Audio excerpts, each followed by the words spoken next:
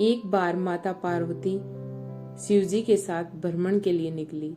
अनेकों स्थान घूमने के बाद माता पार्वती थक गई और भगवान शिव से थोड़ी देर विश्राम करने को कहा और दोनों एक पीपल के पेड़ के नीचे बैठ गए। थोड़ी देर बाद माता पार्वती ने चींटियों की कतार को देखा जो एक स्थान से दूसरे स्थान पर जा रही थी और चींटियों के बीच रास्ते में पड़ा था एक रेंगने वाला कीड़ा जिसे चींटियां निरंतर काट रही थी।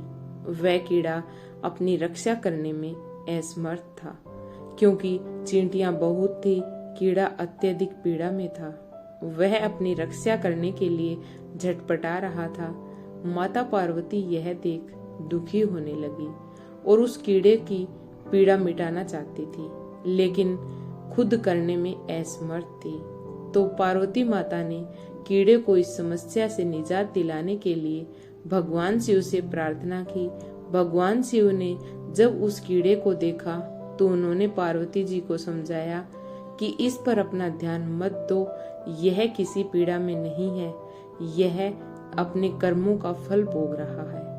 लेकिन माता पार्वती इस कठोर और पीड़ादायक दशा देखकर काफी दुखी थी। उन्होंने भगवान शिव से उस कीड़े की पीड़ा मिटाने के लिए लगातार प्रार्थना की लेकिन भगवान शिव भी उन्हें यही समझाते रहे कि इस पर ध्यान मत दो, यह अवश्य ही अपने कर्मों का फल भोग रहा है। लेकिन माता पार्वती ने भी जिद पकड़ ली। वह बोली, जब तक इसकी पीड़ा नहीं मिटेगी मैं यहाँ से नहीं जाऊंगी।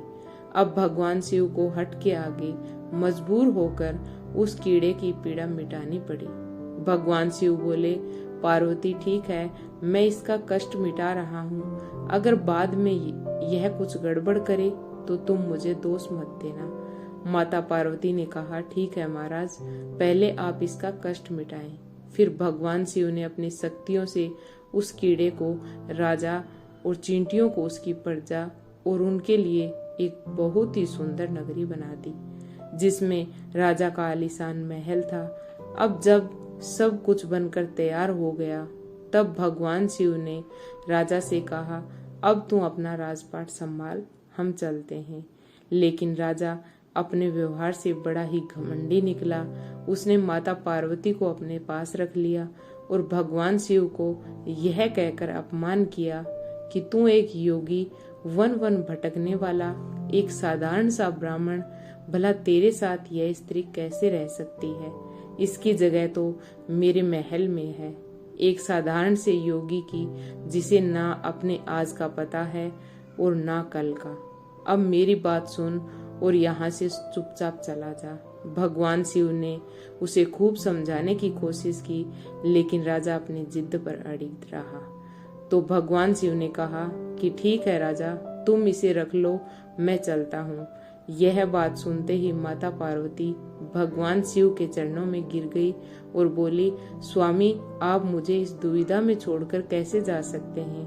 भगवान शिव बोले, पार्वती, मैंने तुम्हें यह पहले ही कहा था, मैं इसका कष्ट मिटा दूंगा, लेकिन बाद में अगर कुछ गड़बड़ करता है तो तुम मुझे दोष मत देना। माता पार्वती ने कहा, हे नाथ, मुझे क्षमा करें, जो मैं कर्म सिद्धांत को नहीं पहचान सकी।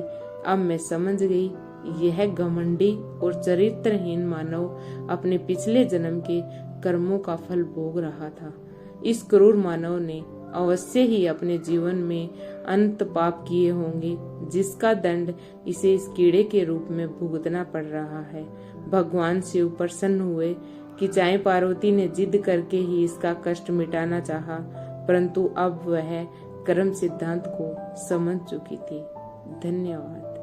प्लीज वीडियो को लाइक, शेयर एंड सब्सक्राइब जरूर करें।